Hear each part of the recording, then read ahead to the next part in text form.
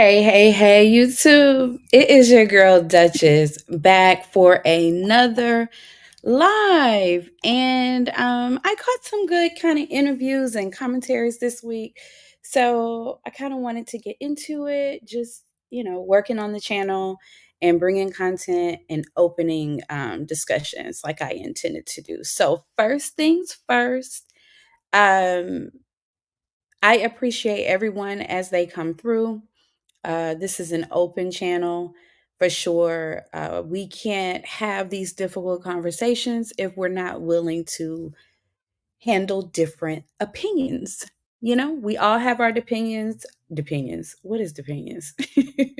We all have our opinions and perspectives, and I appreciate them all. I am getting past all of these jitters that I have when I go live. So let's get into it. So I wanted to address just a couple. Well, really not address. That sounds so formal, doesn't it? I wanted to let's see, what is a good kind of breezy way of saying that? You know, provide some context on two comments that I saw that was really good and I appreciate it. So I had done a video on Love and Marriage Huntsville, kind of like really, where I would like to see them go and grow if they were to revamp it. And I had given some feedback on Melody Cherie, one of the stars on that show, about her like an area of improvement for her in the area of humility. It's an off-putting kind of thing that I noticed. And so I brought it as part of my commentary. And I'm not going to apologize for that because I really like Mel. I said a lot of positive things about her, which I genuinely believe. And, you know, in friendships, in love, in all types of relationships, we should be open to receiving feedback that is going to help us grow. So the comment was, why should she change for quote unquote these people? Right. Because I had my perspective was some of the reasons why she comes under attack so much with her castmates is that um better than and queen type mentality. There isn't, with all of her successes and everything that she's overcome, I don't get an air of humility from her. And not in a sense of her like her standing up for herself, or taking some of the digs that she takes, just in how she, anyway, you can look back at the video and see kind of what I said, but we shouldn't want to change for someone else, right? My commentary was, I can see their relationships getting better if she adjusted in that department, because I feel like she comes under attack so much as a way to try to um, humble her and to try to bring her down to their level playing field. And that is the only way that they can humble her, because she's so successful, she's so assertive, and she kind of has a powerful presence. So it was feedback to kind of adjust in that area. And that is the way we are supposed to show up anyway, regardless of our level of status and what we've accomplished. That's how we're supposed to show up. um that's how we are supposed to represent. So it wasn't so much as for her to do that for those people, it was more so to do that for herself, because it's off-putting. And if it's off-putting to me, with all of the positive things that I see about her and connect with her with, how many people, how many more people is that off-putting to, right? And so I come from a space of iron sharpens iron, you know.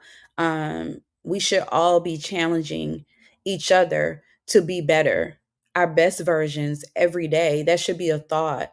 Um, of anyone, of any human experience, to be the best version of yourself every day. So if I consider myself, and I don't consider myself a friend to her, but my commentary style is as if I'm in that space. Um, it wouldn't be anything that I wouldn't say to a girlfriend, like, girl, calm that down a little bit. We know. Um, but you ain't gotta be on their necks with it, child. You know what I'm saying? So that is the perspective that I was coming from. And again, I'm not gonna make any apologies, but I wanted to, you know, just provide some context. I am in no way trying to attack anyone, and I don't have any intentions on doing that. But I'm coming from a perspective of iron sharpens iron. And when people give you feedback and they give you something that they think that you can improve upon, it's just kind of like a tool. And you either put it in your box and use it, or you keep it moving. It's that simple. So I wanted to kind of just, I hate to use the term address because that sounds so formal.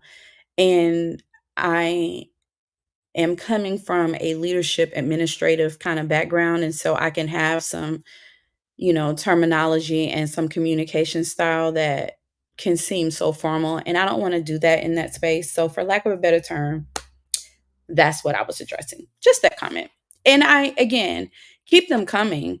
Um, you know, absolutely share your thoughts. Absolutely tell me what you think. Absolutely challenge me in that perspective. So I'm not coming from a place of trying to correct that. I do appreciate it, but I just wanted to give some context so that we can you can understand where I'm coming from. Whether it's landing well and you like it or not, that is what I'm trying to get to. So, anyway, Carlos King and Heavenly, they on his messy Mondays, how he kind of reviews Love and Marriage Huntsville and some other things with her. Um, I like their dynamic. I enjoyed the last session that they did, for lack of a better term, where they were coming off of the finale of Love and Marriage Huntsville and introducing some things, talking about some things with Love and Marriage DC. No, it's not DC. Child, there I go. Love and Marriage Detroit. So I mean, it was some topics, some questions that kind of got my wheels turning. So, I wanted to talk about it. So one of the questions that Carlos asked Heavenly was, and it was coming off of their conversation of how long, were you married before you, I mean, like how long were you dating before you got married and that sort of a thing. And so it was, do you think dating less than a year and getting married is too soon? And Carlos said he thinks that you should live with a person first before you get married. Um, And that is the stance of a lot of people, right? Heavenly was kind of old school with it, like, absolutely not. If she's correct, we're not even supposed to be having sex before we get married. Wait a minute, I'm not supposed to say sex. X before we get married, right? Um, and we all do it. So she said, so she's not condemning anyone on that. But absolutely not. And so Carlos' reasoning was, you don't really know a person until you live with them. And you need that time to see if, you can spend the rest of your life with them. And I understood what he was saying, but I kind of agreed with Heavenly. Not kind of. I really agreed with Heavenly. So let me just say this, right? Um, I'm not married. And sometimes as we're getting into these married topics, child, I feel like I should not be even listening or having any thought. And we'll get to why that is probably true, right? But I can, and when it comes to dating and, getting married and those, and in that area, I can lend feedback in a way to not having you online trying to bully somebody into staying with you. Like fully v- vesting a person, vetting a person, and seeing what they're all about. Like I come from the land of taking your time and, allowing a person to show you. And that keeps it keeps your heart guarded, right? Protected. Not that you're guarding your heart, but it keeps you from entertaining those types of spirits that can enter into your being from being with someone intimately that you don't really know, and dating someone and giving your all to a person, expecting for them to return that. And you've kind of gotten yourself in a space off of words, and intentions and visions and dreams versus the reality and what this person is showing you. So, I mean, it doesn't take much for me to send somebody packing. And I have been, and I hate to say it like I've been celibate for 6 years because it's not something like, a champion card or anything like that. And I definitely don't lead with that. Um, but that has been a way to kind of, it has, it has helped me stay grounded and keep my mental space healthy and not have to deal with, purging someone from my soul and my spirit after, I've made kind of the wrong choice there. I called it dating like the movies, like I did that. Cuz relationships move so quickly in TV and movies, and it's so romantic, and it starts out that way and then it turns into, you know, pee in your pool or in your drink. That was probably too vivid, but I'm just saying. So that's the lens that I'm coming from. Um, and so that's why I think that my commentary can be beneficial or not. We're just having a conversation, y'all. So I think I got a little bit off track there, but I don't agree with living with someone before you get married. And the reason why I don't, because humans are challenging, right? You can love someone today and not really can't stand them tomorrow, right? Um and you're growing, you're changing. um it's so many things that happens with us on a day to day, just on our emotions and things like that. So you get into that space, you can, one, become too comfortable, two, check out when it's not really necessary, and three, you kind of rob yourself of, the security of that space, and it's so much harder to get out of it, um and to separate, and babies come in, so many merging of finances, just so many things happen um prematurely. So I mean, I say don't do that. If you're in a space to where you can be living together and all of that, then go ahead and marry him. I'm from the old school with that. I agree with Heavenly. I definitely agree with Heavenly on that. And from her perspective, people gonna change anyway. So that's not really a reason to live with someone in lieu of marriage. You're kind of shortchanging yourself, if that's really, really your goal and what you want to get to, right? Um, in addition, you have the biblical aspect, you have the blessings over that kind of union. And I think that without going down the preaching road, we get away from that, but it's very important. And I think that piece is there. Um, I think that piece is there for a reason. So she was like, no, don't, don't. because you give so much of yourself in that space, and then you have to start all over.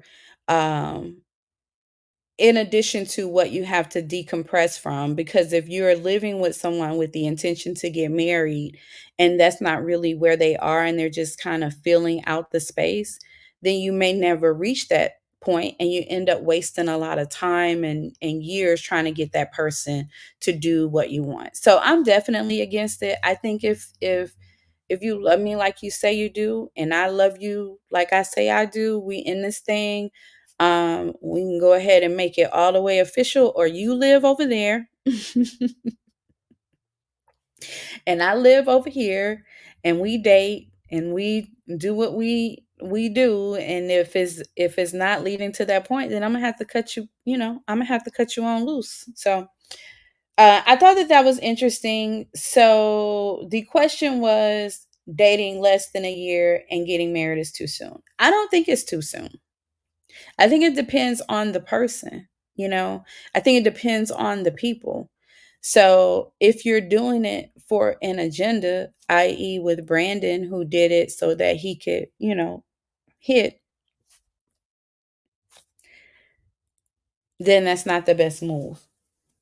Because you've introduced kind of like a goal there, a goal post that they're trying to get to, versus really, really doing the work and showing you that they can be a husband, and missing all of those pieces to where you're supposed to be those things anyway before you get married. So I don't think you can put a timeline on it. I think 90 days is a bit fast because you still may be getting the representative. Like, I don't think you've had time to flush that person out. But I don't think there's anything wrong with less than a year. I don't think there's anything wrong with 2 years, really. I think when you get to the 3 year mark, yeah, I wouldn't date somebody that long. Um, if marriage was what I aspired to have. So let's see. Oh, that was what I was gonna say. So with the Brandon and the Kristen girl, like, she made it. I don't think you should, if you're dating, I don't think you should tell a guy, like, I'm not having sex with you until I get married. I don't, and I keep saying that word. I hope I don't get struck. But I don't think you should tell them that, that's what it just should be kind of like, I'm not ready to go there. Like, I don't know you like that, like, we don't have to do that. Like, you can have it in your mind that you're waiting for that or the proposal or whatever, right? But I don't think you should communicate it, because then for the guy, you give them a goal that is just to do what they need to do to get what they want from you. So I don't think it's anything wrong with waiting until you get married or having that kind of stance on it. I just don't think you should communicate it. I think that when you're dating someone, as you kind of get closer in the dating space, and they become more of your friend, and they, meaning that they have your back, meaning that they put you first, meaning that they're invested, they care about how you're doing, how you're feeling, with no transactions, right? And it's a mutual thing. But they should be everything that you would want a husband to be in that dating phase, and getting to know each other and all of that before you even get to accepting a proposal, or thinking about a proposal of that sense. So, and spending time and hanging out and, kissing and cuddling and, doing things like that, it builds that romantic tension, it builds the closeness. And the best people who have been married for a long time, they always say it's kind of like, you know, um, having X with your best friend, because for guys, they're really bonded to their friends. they can do everything with their friends and spend hours and hours with their friends. They fight with their friends, like literally have fist fights with them and that sort of a thing. And that comes with them bonding over different experiences, sharing different times, having conversations, working through things. Like that's where their bond comes from. And they're not having EX with them. And so I think that when you're dating, you kind of aim to have that same sort of closeness without the horizontal poking of it all. Because then it's a small piece of the relationship, not the main factor in the relationship, not the driving force in the relationship, not something that they can't go without because you guys have been, have don't have a bond outside of that.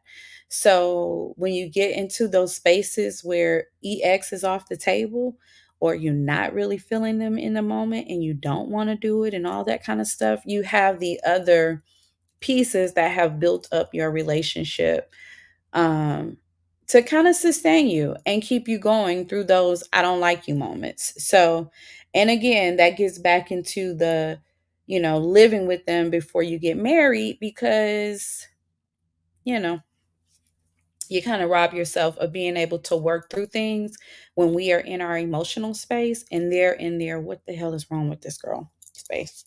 So, anyway, so let it cook. Don't give them too much. Let it cook. And don't tell them.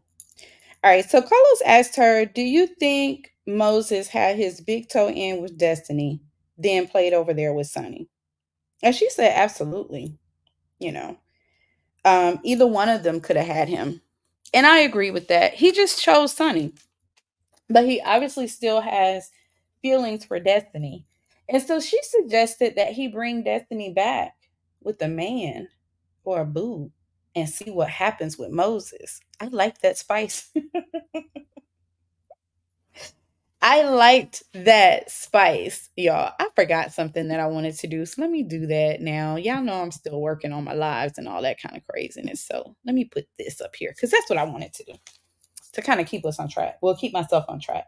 So anyway, I thought that was a good twist. Like, I wonder how would he react? Because you see how that man look at her when she come into the room, child. And you see what he said when he was talking with the men. She can be, you know, I mean, if there was a side piece, we know who my wife is going to be. Child. I like that.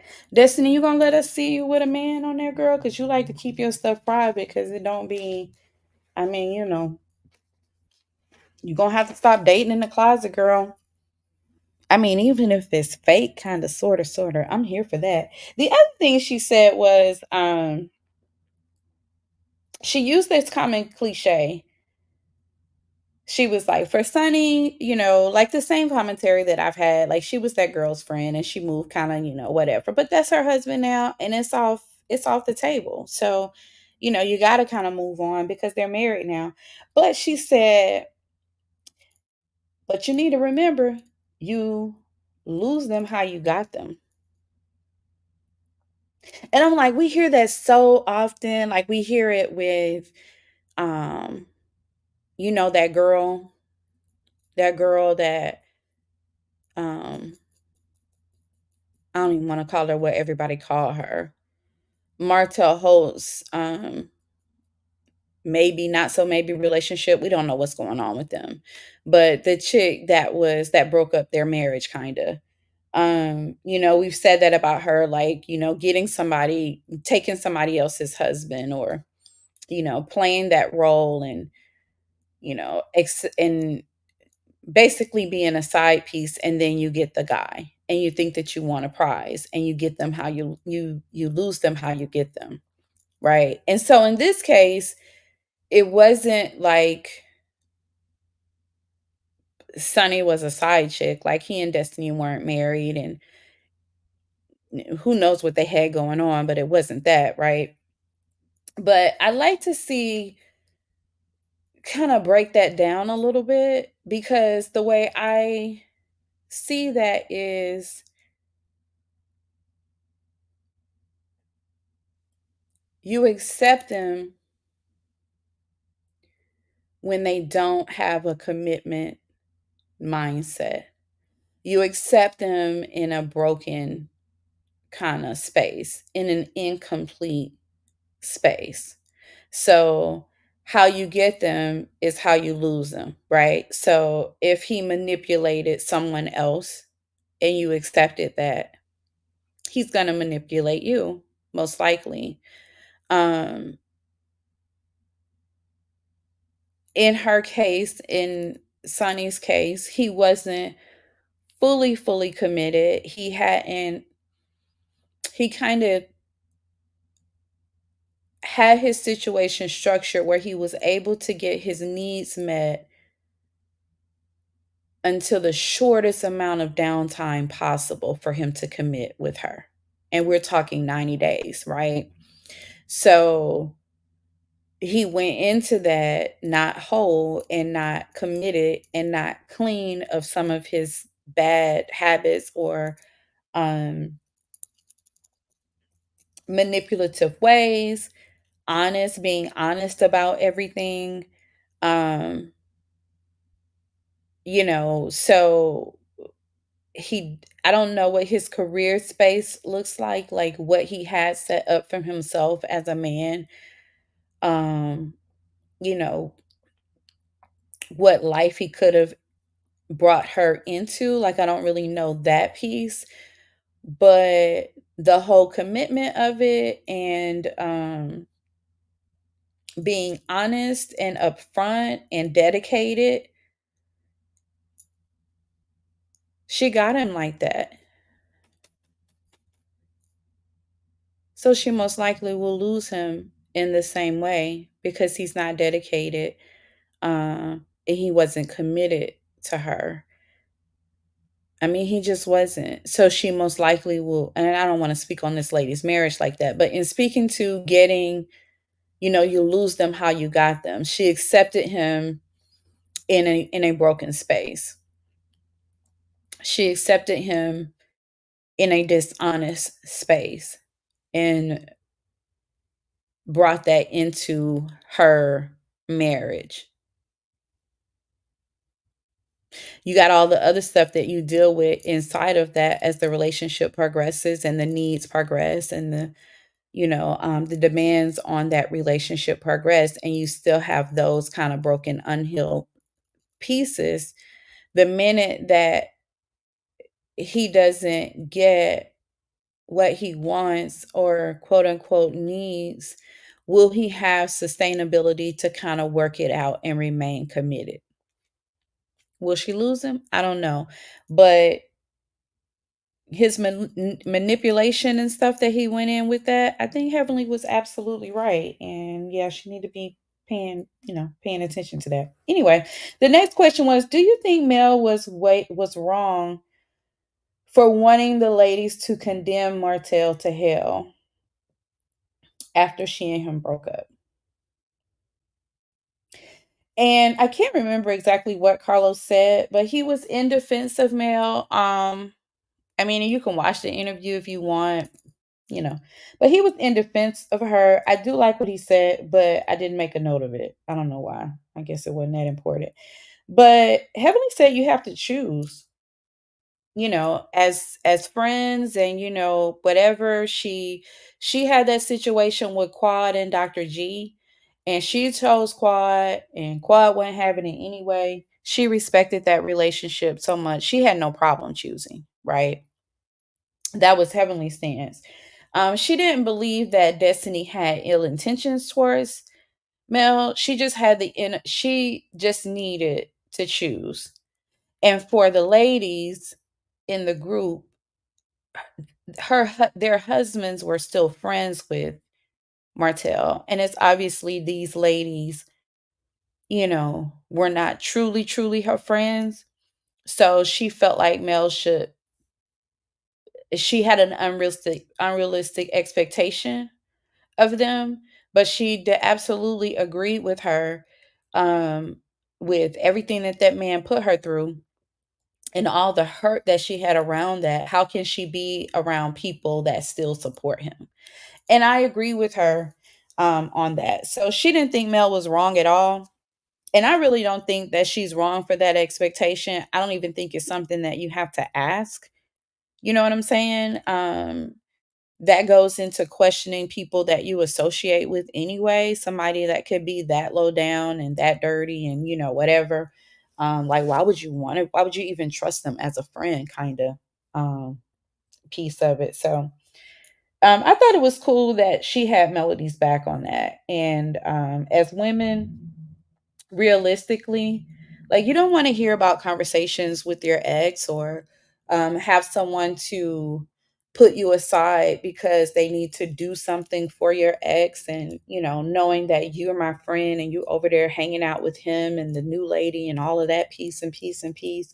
So yeah, unfortunately, that's part of the space you have to, as a woman or as a friend, you would have to choose.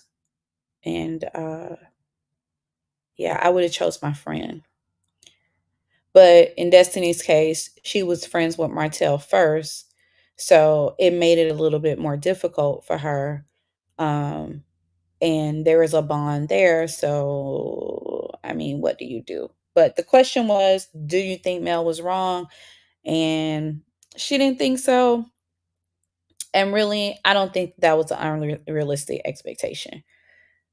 But these ladies weren't her friends anyway. So, anyway, uh, I do agree with her that she didn't, at that time when they were dealing with that, she didn't think that Destiny was trying to hurt Mel. But even as I've watched Destiny, I don't think Destiny really knows how to be a really good friend. So here was another interesting question. Can you be in a room with your ex and another woman? Like, even if you don't want them anymore, or you don't want to be with them anymore, let's say if it's like a ball or a conference or even a dinner, or a party or something, and he's there with his new lady, like, how would you handle that? For me and any of my exes, I don't really care, but I haven't been married and, like all of that piece, but child, I don't want none of the men. And I know what they got. I know what they dealing with. So it wouldn't bother me, but I don't think I would stay in that room long. How contradictory was that? I don't think I would stay in that room long. I think that it would be a little, just kind of, I would be too much in my head, really. But I mean, as far as seeing them with someone else, that wouldn't bother me. But trying to be conscious of how I'm moving and, not really wanting to get myself in a conversation with them or anything like that, I think it would be kind of awkward. So they gave Mel some really, excuse me, some good kudos that I hadn't really thought about, because, she went through this divorce, but she still had to work with him. And outside of the personality type and all the stuff that she had to work with, like, just kind of separate those pieces. Just a matter of her, even if he was a good dude, still showing up to work and having to work with this man, very fresh off of the divorce. It spoke to her strength, and they both gave her kudos on that. And I hadn't even thought about that, so I was kind of glad that they brought that up.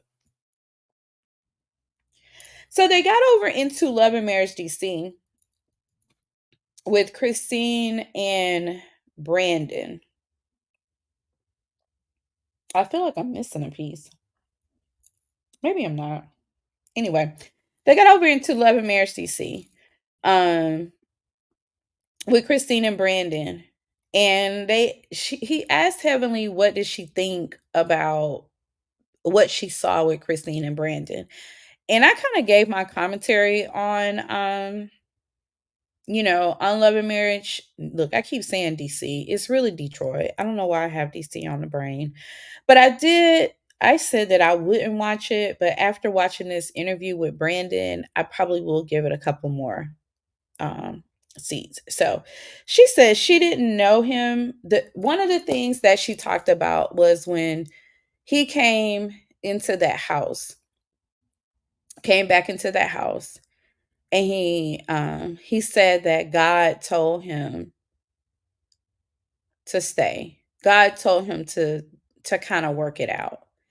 And Heavenly felt like that was a red flag because one, God is in us.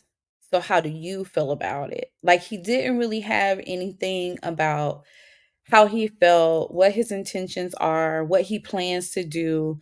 It was like, I'm here because God told me. I don't really want you. I don't really want to be with you. I said I wanted to divorce you, but since he said it, I'm here. She thought that was a red flag. And I kind of thought so too. A point that she made was Christine, when she was crying and getting emotional, or maybe it was before or after that, I don't really know. But something significant that she said was, she felt like she doesn't even know him anymore. And Heaven was like, when you feel that way about your man, you best believe somebody else know him. I had not thought about that, y'all. I was like, wait a minute. That's a good point. Because from her perspective, he's talking to someone, he may even be talking about you. So, and y'all aren't relating in that way, you know? So, girl, is that something to pay attention to? He don't know you no more? Mm. I was in, well, I can't even say I was in it.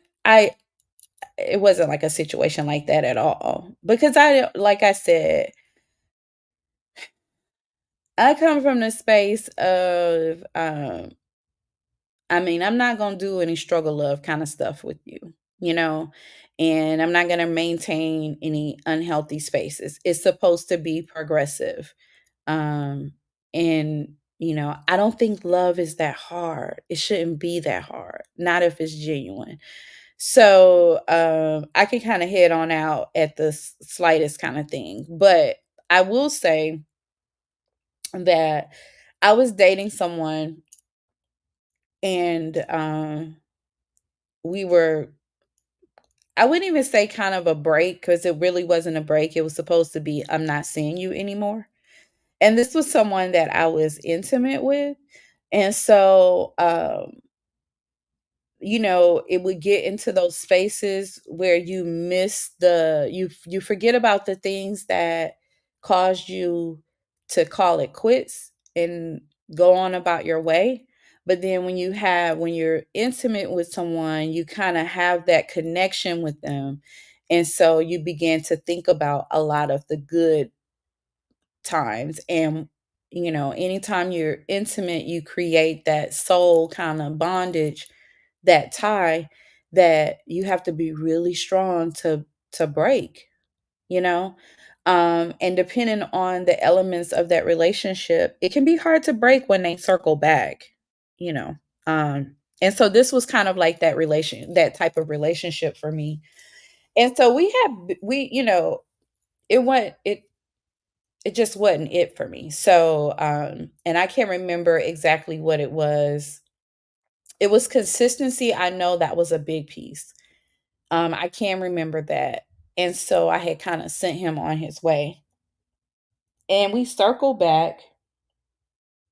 This was a relationship where I would dream about him sometimes. And we would just run into each other, you know? And so we had run into each other at a gas station. And I mean, we hadn't seen each other in like 6 months, probably. It had been a minute, and we ran into each other. And I learned that he had been trying to call and all that kind of stuff, and I had blocked him and did all the things to kind of make sure that it's broke. And so I had to admit that because my number and stuff was still the same, but I just it's done. So we went for a drink and reconnected and all of that. And when we went for a couple dates after that and got to, I mean, we didn't become intimate again, but it was one ending to a date where, I mean, he was trying to go there and we were kissing. His kisses were different. It just was different. I can't even explain it, but it was different, which said that he had been kissing someone else, and he absolutely could have been. It had been 6 months and all of that. Uh, Child, we was on the outs then again, uh, for good. So, um, you know, I don't know if that's speaking to not knowing him anymore, but it definitely was something different about that. Um, and so that's kind of a deal breaker for me too. Anyway,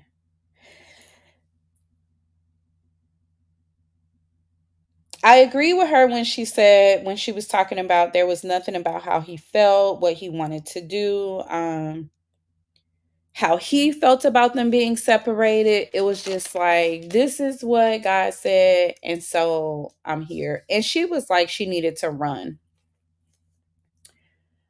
She said that she needed to call it because,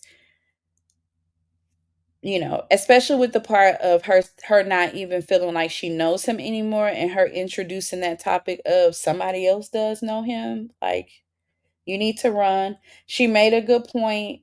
Um, you have to leave that situation to prepare for the next man, and just not staying in these toxic spaces, calling it quits. And I like that she said that, and I agree with that, because the thing is when you are praying for a partner or looking for a partner, or just in that sense, that person on the other side is, if he's in the right position, he's preparing to date intentionally. Like, he's looking for his wife, right? And so if you're still involved with someone and hasn't really cleared that out of your system, then you're going to mess up your good thing and not really be in position. So where some people like to kind of have something else before they move along, like, well, I don't really want to be by myself, so I'm just going to kind of work this out or hope that they can change, or whatever.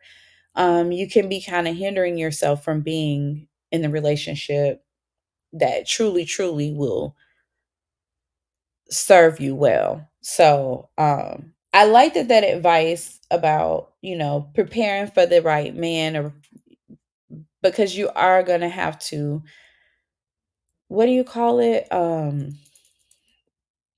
Detox. Detox your system from that person and really, really have it clean and done. So I call it divorcing them, whether you were married to them or not, like completely divorcing them, but clean and done, so that you can really yield to that new relationship what it needs to survive, and not run the man off because you're still connected to someone else. She was like, you want a man to love you like Christ loves the church. And that's another one of those cliches that we say, but we don't really get into what that looks like. I hear that all the time. He should love you like Christ loves the church. He should love you like God loves the church. And what does that mean?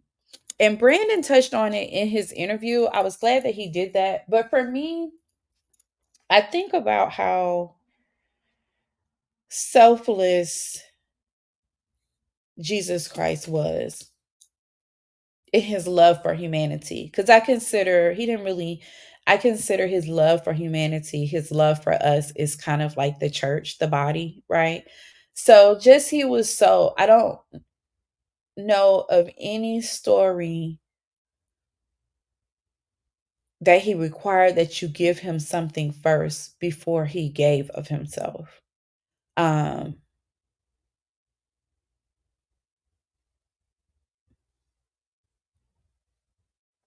Even anticipating needs, anticipating brokenness. Like, I think about the lady at the well where, they had their interaction, and he instinctively knew that she had been with men, or, was being with men that she wasn't married to, or, whatever. And he spoke to that. um like him knowing you and taking the time to know you and anticipate what you need and care about what your needs are, without a requirement of anything from you, you know, um, making sure that you're good, making sure that he's available to you, um, really wanting to see you happy. And over a long period of time, not just until they can kind of get what they want from you. It's just kind of who they are about you, the service of it all, coming from a place of service. And, we should have the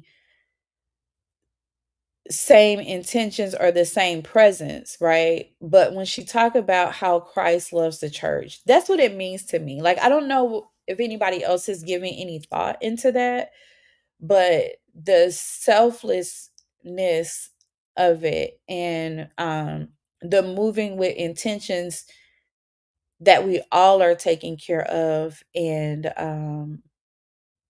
not being judgmental and not being purposefully hurtful, and um being considerate of how their actions are impacting you, just really really considering you in their day to day, or how they're moving. Those were the things that kind of came to mind for me: the service piece, the selflessness, um and the compassion, like the compassion, and having that environment to where you feel safe and protected, and not having to guess. Like, you don't have to guess Christ's love for the church. Like, you don't have to guess about that. You don't have to wonder about that. And a lot of men kind of leave you in that space, or even in the feeling like you have to prove yourself, like how they talk about now, what do you bring to the table, and that kind of thing. All of those pieces are what I thought about when she said how Christ loves the church. Like, you should want a man to love you like that. She was like, get you a Eugene and Toya situation where that man loves you like he loves you more. Child, I couldn't disagree with her on that either. So, another good question was, when does a man, not a man, when does a woman check out? Like, at what point does a woman check out? Like, by the time you file for divorce, and, you know, like actually go down and take the action and file, that's not the moment that you checked out. You checked out a while before that. And she said when the horizontal poking is different. I like that. I hadn't thought about that. That brought me back to that boy with his janky kiss. It's like, wait a second. But she elaborated on it, even if it's not as often, or their rhythm gets a little different, or the way that they approach it gets different. She said the X is different. I didn't even, because I'm not married, right? So I didn't think about that perspective. You married ladies out there, is that something that you pay attention to? Child, I get nervous even thinking about it now. It's been so long. Like, girl, will I be able to go there? Child, I might be scared of it like a virgin now, child. Anyway.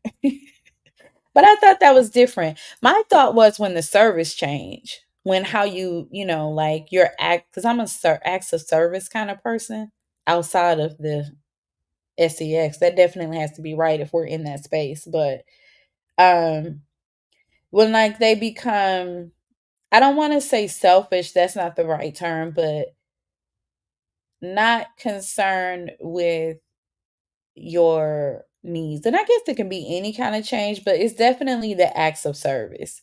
To get somebody else to do it attitude, like, wait a minute.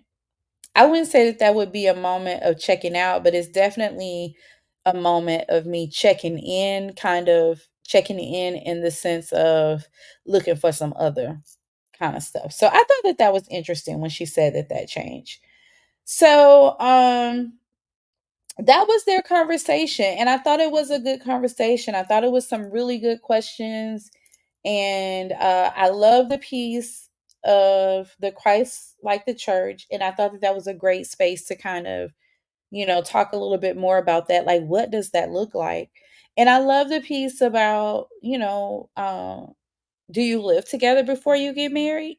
I say don't do it. But the arguments are we're in a new age and that piece, but given how relationships are turning out, I still say don't do it.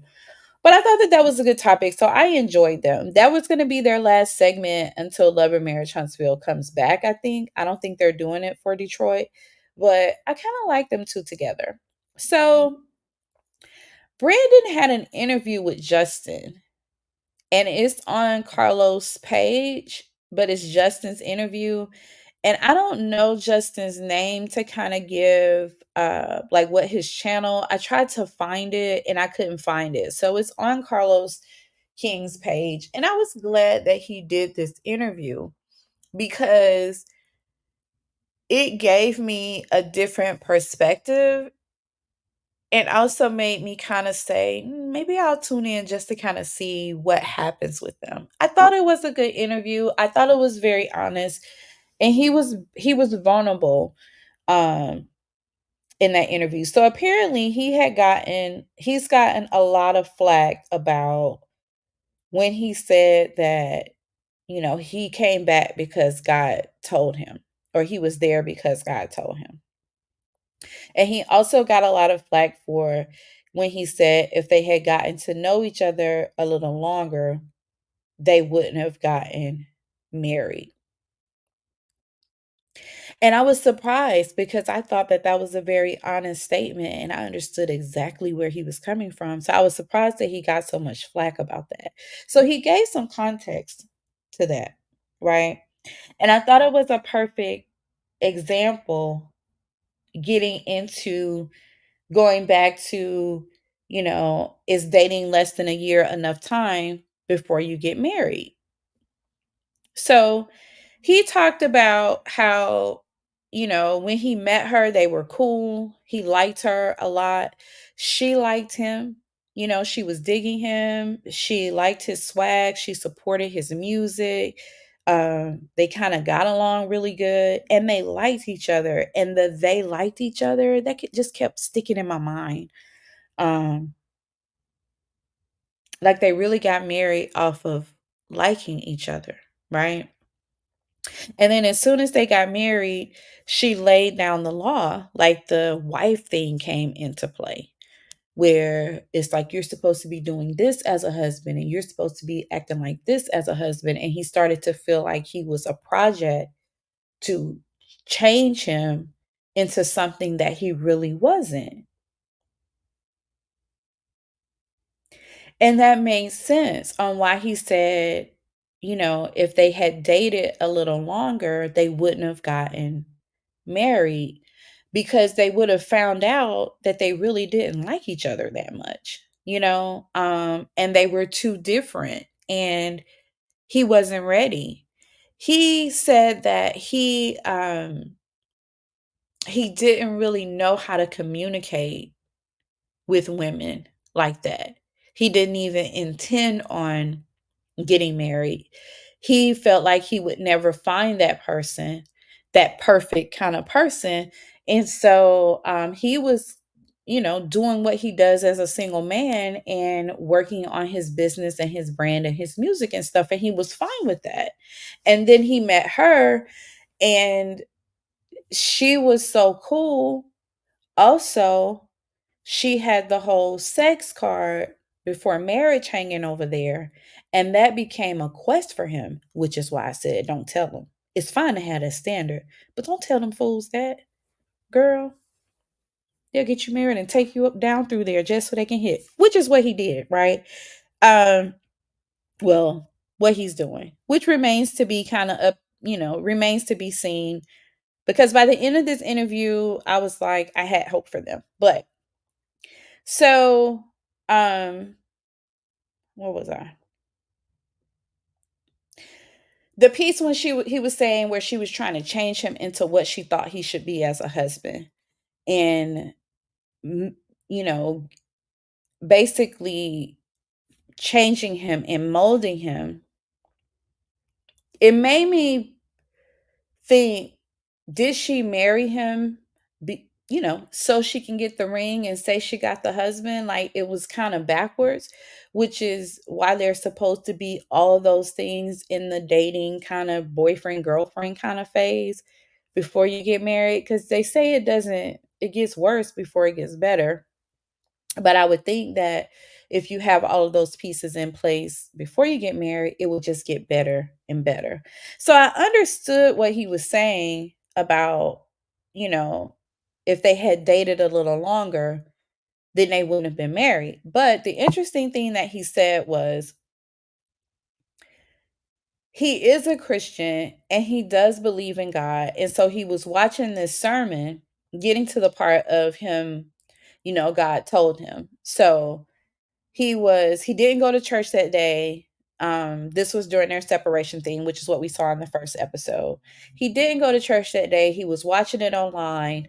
He was fast forwarding through the praise and worship part, and he just wanted to get to the meat of it. And so he had fast forwarded a little bit too far, and where he pressed play or stopped fast forwarding, the preacher was like, "Don't leave your marriage." Like, that was his sermon, like, don't leave your marriage. And so because he was he said he shut down the computer because he was in a space where he had checked out. And he didn't want to be married anymore. And like, his mind was made up, so that wasn't something that he really wanted to hear. But by him stopping at that space and hearing that preacher say that to him, it was like, man, I don't want to disappoint God, you know. I want to do the right thing. So maybe this is something, maybe I'm supposed to be there and I shouldn't be trying to check out of leaving my family. And so that's why he said that. He said he was in a space where he wasn't feeling the love.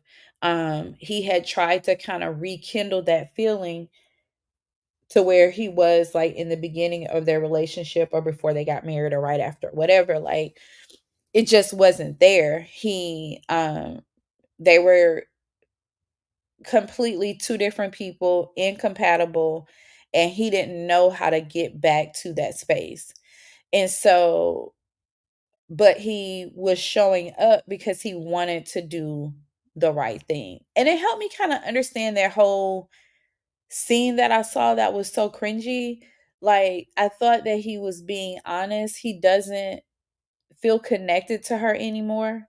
Um, he's not in love anymore. And I don't even think he really, really understand what that looks like, considering the whole reason why he entered into this partnership. But it is something to be said that now that they're there, um, he wants to do the right thing and see if they can get it back, right? Um, I thought it spoke heavily about, child, just because you like it don't mean you're supposed to commit to it and give your whole life to it, honey. It's got to be some more than just like. But I thought that that was interesting that he said that. So, um, and that now that they're in this space, she wants him to be the husband that she thought she should have for herself versus going down that road with him already being there. So, what do y'all think about that? That was interesting to me. So, he also talked about, like, he and his mom, like, they have an open relationship now, and it's not a bad relationship, but like, he knew that his mom loved him, but she never said it. So he's he doesn't really know how to be a husband. Um or even be what she needs him to be. Like, he said that he was emotionally mature in that area.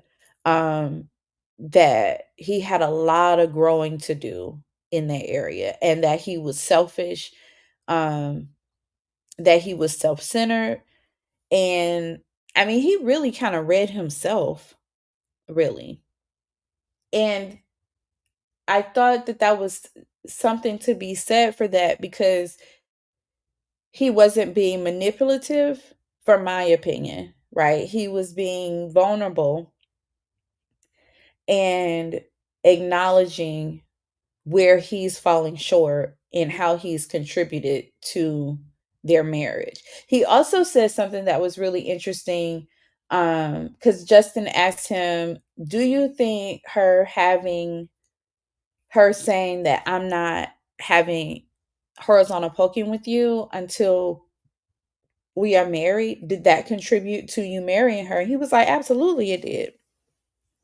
He's like, "Man, I was struggling.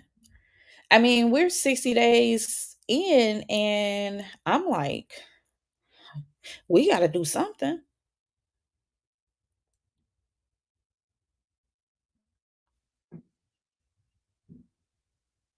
Child, you got to have more built up there. He wouldn't be hanging out with his boys, you know, being, and I know that it's a little bit different, but as I said, the the healthiest relationships, the healthiest marriages that I've had conversations with people say that, it's like being with your friend, your best friend, only you're having horizontal poking with them, right?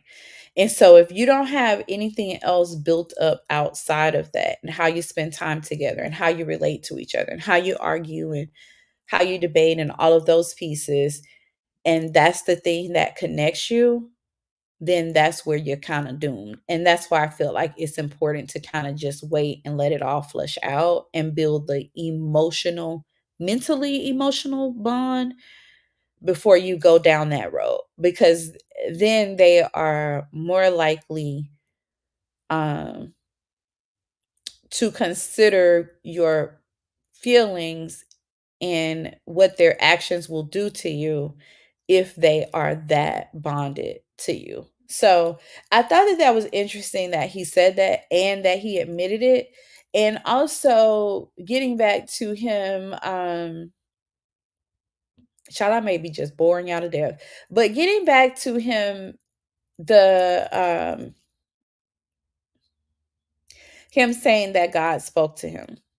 And what I would say to what him saying that God spoke to him by him getting that message from that pastor, it brought me back to where Heavenly said, when he came in with that statement, what were you feeling? What are your intentions? What are your thoughts? Like, you saying that you there just because he said it. And it really wasn't that he said it, it was that this pastor said it. And this is an area that,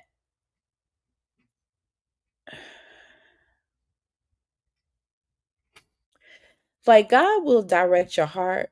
He will put things on your mind that you just cannot refute. And there's something to be said about developing that one on one with God and Christ, because it's the Trinity. So it's interchangeable, right?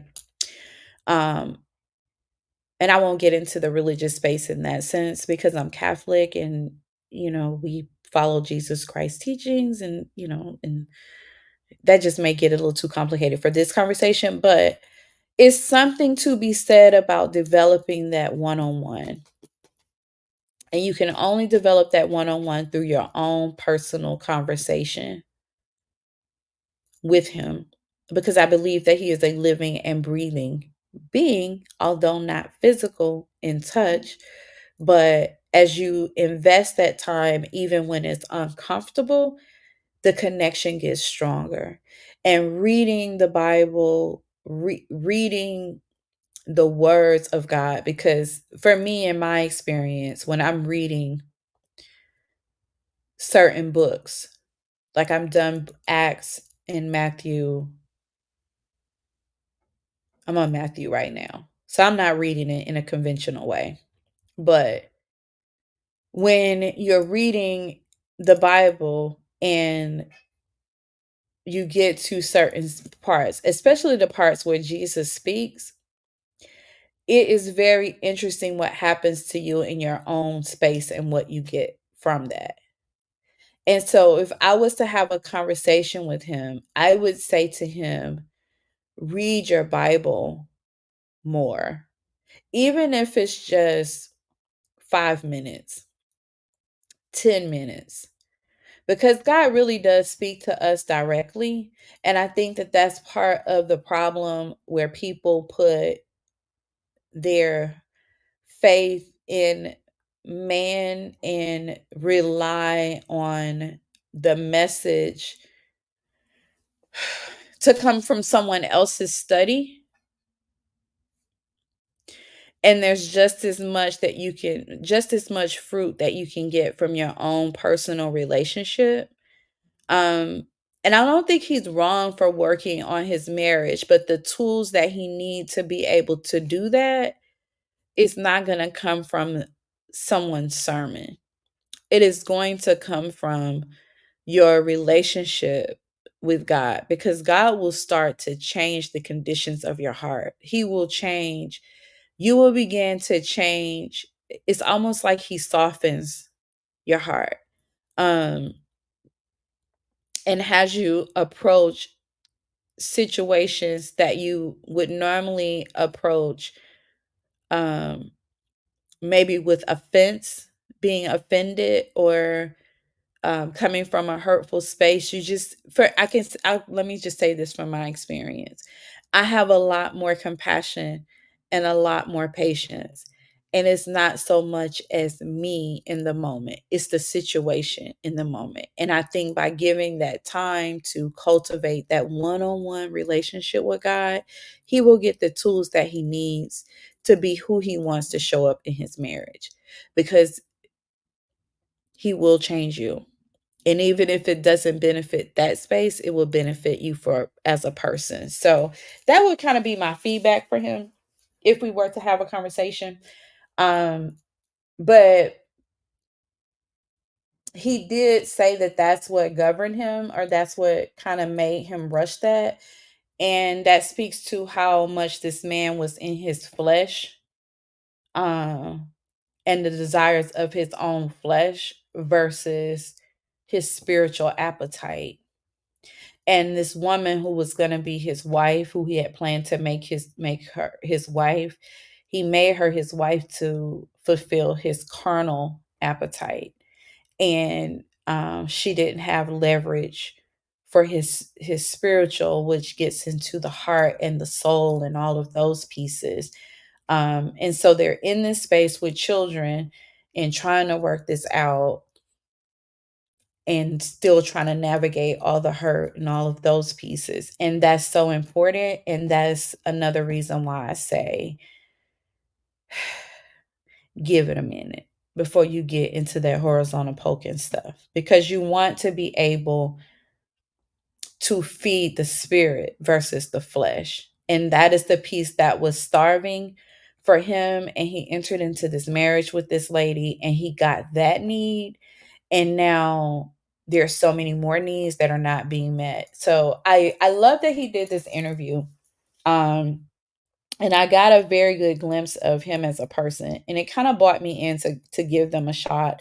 The last thing that Justin asked him is, what do you think you can what do you think your contribution should be to make it work? Because he says that he's committed to making it work. And the reasons why are not as important, because his reasons really it has more to do with obligation, more to do with his children, not wanting to see his family being broken up. And this is the reason why a lot of people stay in bad marriages. The difference is that he's willing to work it out. Like he has the intentions to. I'm just not really sure he has the tools to do it. But what he said was, um he said to be more of a servant, that he realized that he was selfish, and that He was really just kind of concerned about his needs.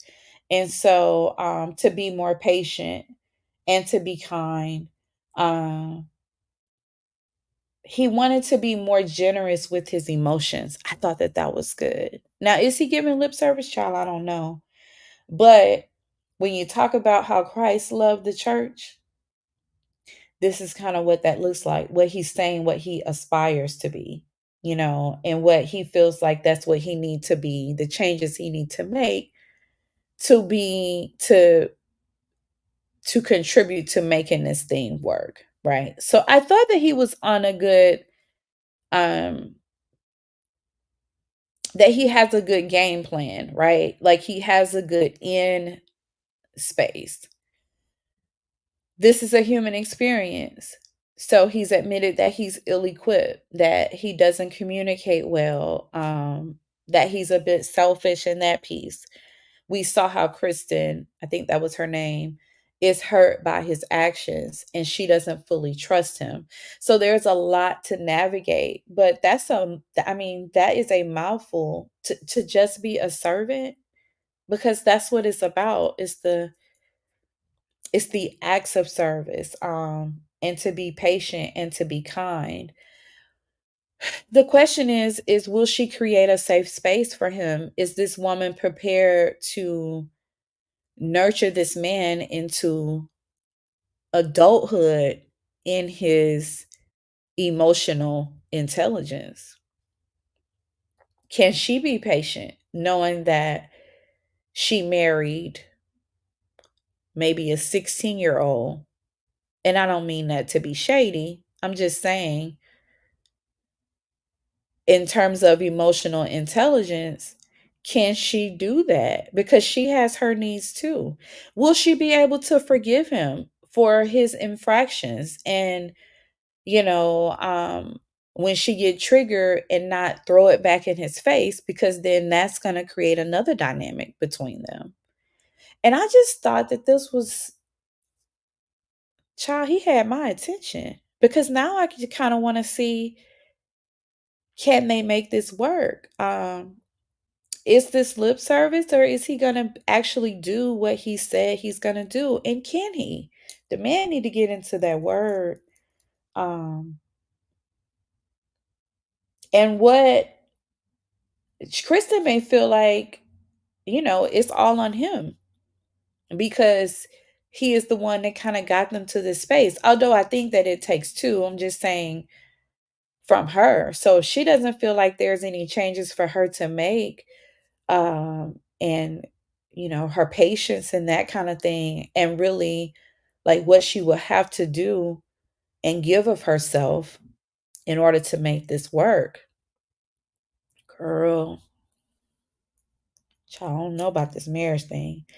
But this is what it looks like when you go into it and not have that strong friend foundation and that spiritual soul nurturing appetite, like fulfill and know how to manage that. This is what those marriages look like. So I'm kind of rooting for them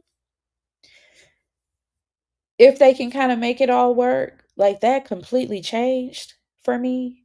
um I like to see it being done, just really so I can learn from it, for one. But hopefully they make it work.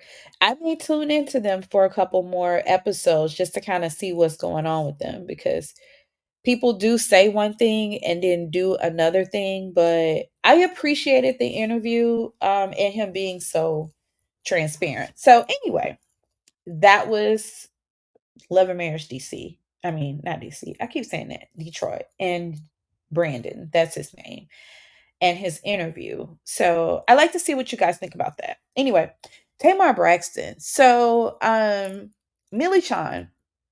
Millie Chan has a video of Tamar Braxton doing this rant. And Millie Chan is like, girl, what is she talking about? Did I miss something? Tamar is in her car on the way to the gym. She has a bonnet on. I mean, and it's a bedazzled bonnet, and she is going off. Like she's going off and she's saying, men, leaving isn't a badge of honor. It's a sign of weakness. You don't leave your family. Uh, and she's very agitated. She's very animated. Like if you watch the video, you see how her like she's wrestling with her hands. She's so upset. She's clapping her hands. Like she is basically going off on Jeremy. And obviously realizing that this man doesn't intend to come back to her. We learned that they were married for like what, 61 days or something like that. And you can see the hurt in her and how agitated that she is. And it's almost like she is badgering him, well, badgering the screen in hopes he sees it because he's not even watching. I mean, she's not talking to him. She's talking to her live or whatever she's talking to. Um, to give her what she wants from him and attacking his manhood as if she said that the internet got everybody all wrong and you know it's not something to be celebrated when you walk away from your family just because things got a little tough and just because we're in a bad space. And I'm paraphrasing, child, because it was a lot. It was quick, but it was a lot. um and so we talk about get away from that toxic stuff. Like, where would Melody be if she stayed in a relationship with Martell? You know what I mean? Sierra with Future or whatever. So she's fighting against that.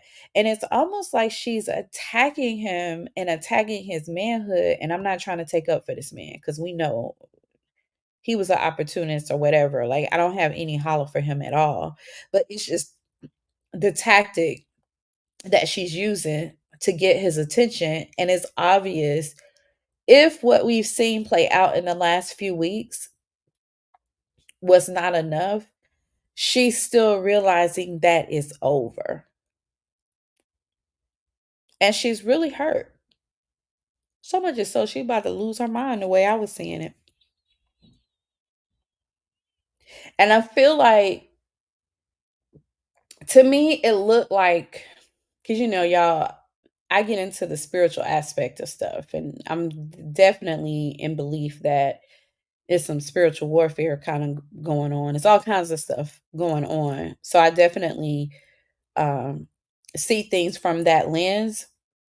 And I haven't really gotten into it much in this channel, but that's what I felt like. I felt like in watching that, to me, it looked like an agitated spirit that needed a supply and was realizing that that supply wasn't coming. And I like Tamar. Like, I don't have no negative whatever. I'm just giving you what I saw. And this is when you entertain men who are dealing with other women and you get into that horizontal poking space, that is a spiritual exchange. And ain't no telling what you exchanging and who you got coming into your space, depending on who they've been with. And that will cause someone to start acting they don't even recognize themselves because they dealing with the purging of that spirit, and that spirit trying to find its next host or the supply that it's been giving. And that's just kind of what it looked like for me, which is why I think you should kind of hold off on that and be friends and all that kind of stuff. But we went down that road. But if you get a chance, look at Millie Chon TV's video of that, because for her to be in this space and still wanting this man and trying to badger him into loving her and coming back and being committed and staying in all of this ugliness, for the sake of family.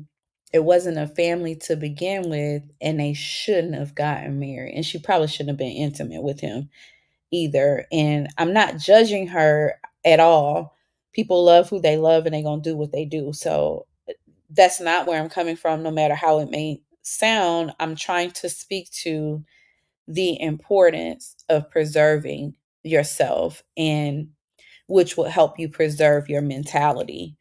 Um, and your mental health, and spazzing out on the internet because you're still connected to this man and you done created this soul tie.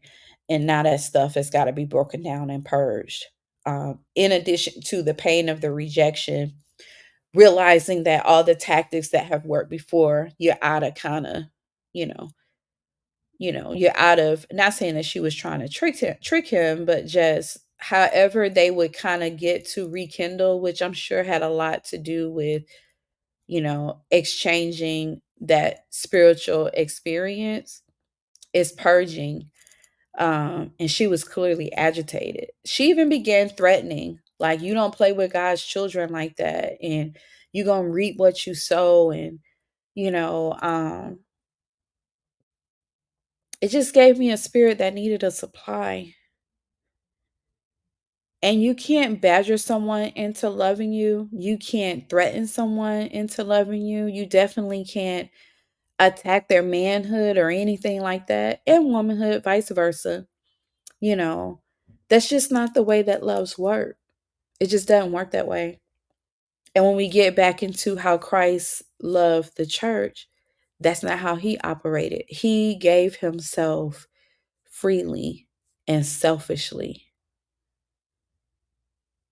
And anything that he had, his wisdom, his sacrifice, it was given without any form of currency needed in return, whatever that looked like. And so when it break apart, you can't operate in that sense. And that's the way that they should, that's the way that they should show up from both sides of the coin. Um, so child, Tamar going through it, y'all. And that ain't a good thing. So again, I'm coming from a perspective, because I'm not married, like I said, I'm coming from a perspective of, you know, dating with intention and not accepting any kind of half stepping and fully expecting a man to show up like your husband. And until he does that, in every sense of the word, how Christ showed up for us, that's what you should want before you exchange your spirit and your body with the man. And definitely don't, I would say, don't live with them before you get married. But do what you do. And I'm going to, I ain't going to judge you. You know, I support whatever decisions people want to make for themselves. It's not my life, it's your life. Um, but we all in this human experience, and we all have had all of our different experiences. I definitely have been disappointed dating like the movies. Child, I don't do that no more. But it was a good these were all good topics, and I just kind of wanted to bring these to the channel and talk about them, introduce some topics. We can hop down in the comments and tell me what you think. I hope y'all didn't bore y'all to death. I mean, not to death for real, but you know what I mean. um I hope it didn't. I hope that this was good. And I am going to check out another episode of Love and Marriage Detroit, because I have not watched it. I only watched that one, and see what they're doing, because now I'm interested in how Mr. Brandon is going to get his family. I'm interested. Anyway, that's all I got for this live, y'all.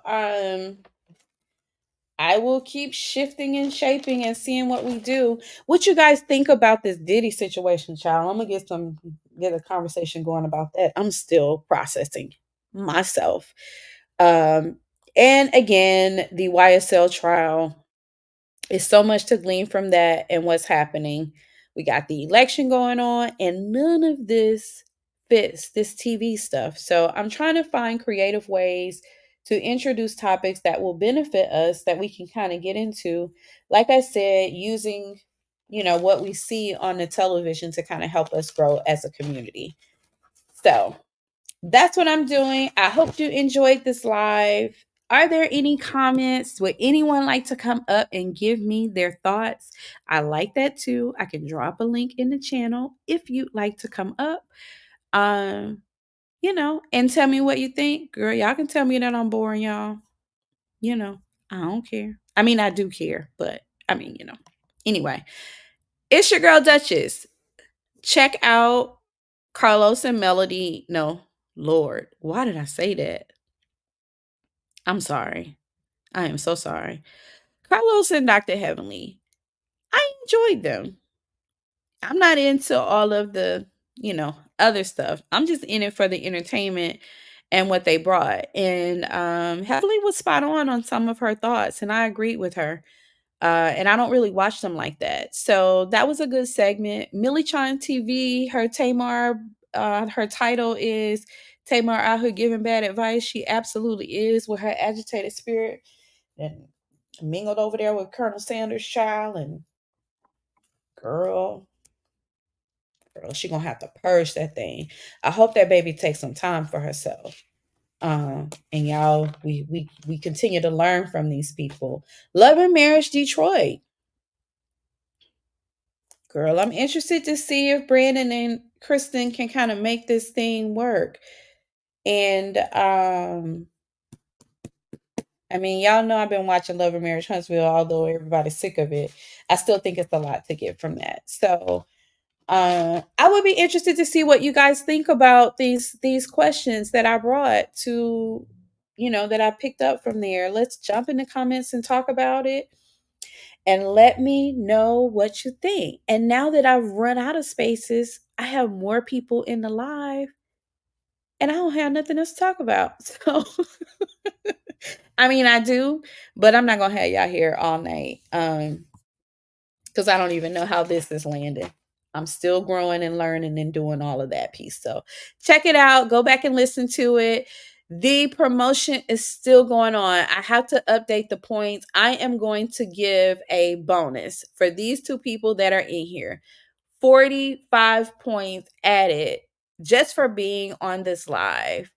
If you can just drop in the comment and give at least one name of the people that you see on this screen.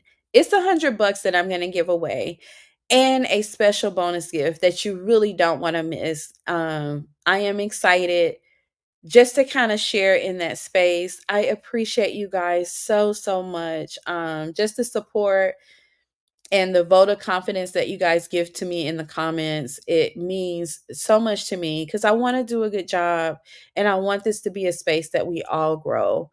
Um, and just take something good and positive away from the experience. That's what I'm here for. I'm always honored to be with you in this space, and I will keep working to bring more, hopefully entertaining content. And if it's not landing, child, let me know.